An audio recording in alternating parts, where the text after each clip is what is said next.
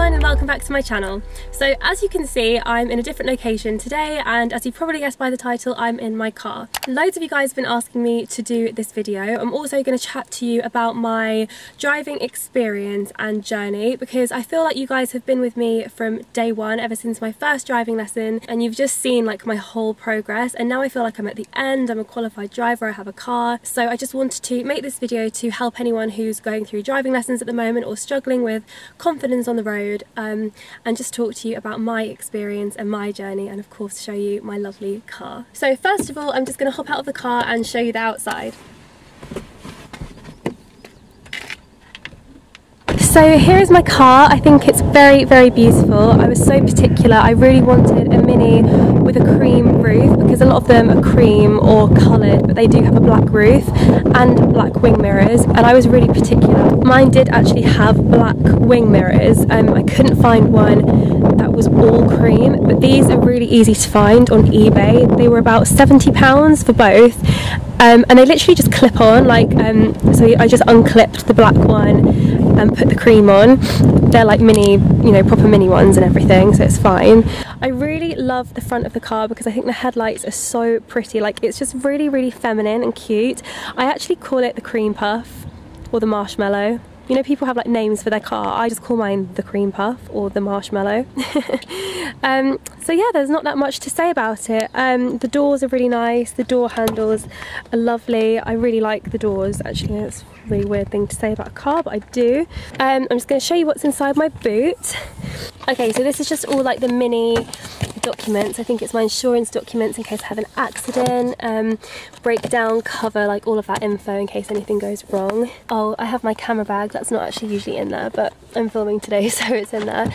I have a blanket because when I first got my car it was summer, so we went on a few picnics and we just got blankets. I just thought I'd keep it in there. And then I have this, which always makes people laugh. It's a portable fridge. Yeah, it's just really good for like if you're going on a picnic or like a long trip, you can just keep your drinks cold in there. There's a lead that plugs into the little cigarette lighter thingy. Yeah, it looks like a smeg. I love it. I think that's really cool. I can't remember where I got this. I think I got it in Argos or something, but yeah, got my fridge. There you go. So that's my car. So here is the inside of my car. Here's the steering wheel, which I think is really beautiful with the big mini sign, and this is the horn as well, which I never really use. This is the key, so it's not actual key. You just like put it, kind of slot it in here and press start to turn the engine on. This is like the speedy thing, but it also tells me here like exactly how many miles an hour I'm doing, which is good. Radio, CD player, and it also has a little charger point and an aux lead, so you can plug your phone in and listen to songs. I got this one, this is really cute, like pink rose goldy one. Just got this from Amazon, I think. Here's the gear stick. My car is automatic. I was insistent on having an automatic car because although I did learn manual, I just hated it, and I just thought, why would anyone choose to have a manual car? It's just absolutely awful. It's so much more fuss than it's worth. Definitely learn, but if you can get an automatic, like, it's just so much easier and so much less stress. So up here I just have my air freshener. This is Yankee Candle Vanilla Cupcake. I always just throw my bag on the passenger seat. Let's have a look inside the glove box. I just keep a pair of leather gloves in here because over the winter, like, oh my god, I just get in my car and it's so cold, and the steering wheel, like, you can't even touch it because it's so cold. So I just keep a pair of gloves in the glove box. Some perfume. This is my Bonbon hair mist, just to like freshen the car up if it smells, you know, if you have like food in here or something. The air freshener, this is so good. This is the Jelly Bean Very Cherry one. Oh my god, it's so amazing. Sunglasses. I just keep my Ray-Bans in here in case it's super sunny. I kind of change it up. I don't always have these ones in here, but currently I do. Then I just have another air freshener. This is another Yankee Candle one, Sun and Stand, and a hand cream. What is this? This is, oh, this is Bath and Body Works hand cream. So just all the essentials, you know, perfume, hand cream, air fresheners, all those things that you will need in an emergency. This is the back of the car. It's not very exciting, it's very small. There's my coat, and then I also have this cute emoji cushion that I found, and I was like, oh my god, I have to have that. I bought one for Coco as well. Yeah, it's princess poop. The last thing I have to show you is just this, and it's really hard to show you because it's so sunny, but basically at night time, this whole area, you can kind of see now because I'm putting my hand there, this whole area is lit up with pink light.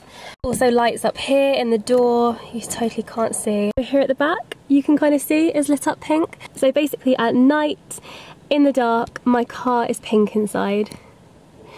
What more could you ask for?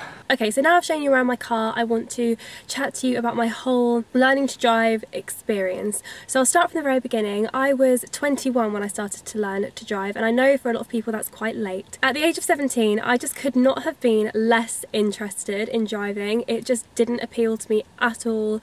Probably because I live in London and you can't really drive anywhere in London. It's very inconvenient and it's kind of pointless. It was just something that I really didn't need and something that I was so uninterested in. In fact, I always used to say when I was younger, after you've paid for driving lessons, a car, petrol, insurance, tax, you might as well just get taxis everywhere. And then for my 21st birthday, my parents asked me what I wanted and I didn't really want anything, so it was their idea, how about driving lessons? I just thought it's actually a really good idea because I have the time to do it now and I don't really want to get to like 30, I don't want to have like a family and not be able to drive, so I'd rather actually get it done now. Initially I wanted to do like an intensive course and get it done in like a week, but my instructor told me that like he didn't really think that was the best idea, and he was really nice and we really got on, so I just took his opinion and trusted his opinion. I also really wanted to learn in automatic because I thought it would be so much easier. Again, my instructor talked me out of that. He was like, no, you have to do manual. If you do automatic, it's only half a license. I thought manual was like okay. I found it a bit confusing, but I thought I can probably handle this, so I'll carry on learning. I took lessons for just under 2 months,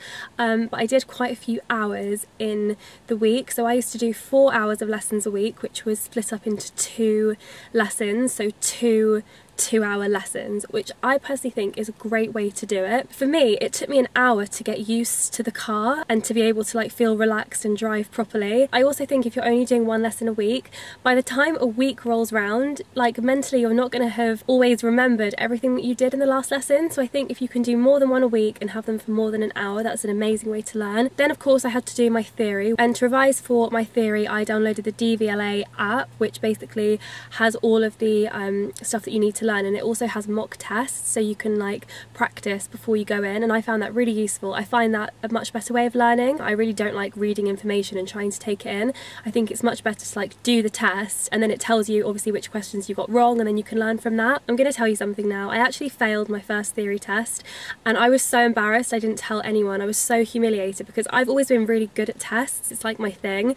So I really expected to pass, and I actually got all of the questions right, but the hazard perception section I totally like failed. But then I went home and then I went online. I found some website where you can practice the hazard perception just so you can kind of get a feel for how it works, because in life you've never really done a test like that. It's kind of random. Then I took my second one and I passed it, so I was so happy. I called my instructor, I was screaming. I was like, finally we could take my driving test. So yeah, then we did book my driving test and I was so nervous. I mean, honestly, that morning I woke up and I just felt sick. My test was at 3 o'clock and I had like a 2-hour session between 11 and 1 with my instructor, and then he dropped me off home and I had some lunch and just relaxed, and then he picks me up at 2, an hour before my test, again just to go through like practice the manoeuvres and that kind of thing, and then we drove up to the test centre together. My examiner was this old man and he was nice and friendly, but he still felt like an examiner, if you know what I mean. So I felt really intimidated and I was wearing like a really nice dress. There was a couple of times, like 2 occasions, I did something, I can't remember what actually. I think one of them I pushed my brake really late and hard, and I was like, I failed, like I've literally failed. But I thought to myself, his job as an examiner, like there's no way he's not going to notice when I do something wrong, because that's the entire reason he's sat in this car, is to look for my mistakes.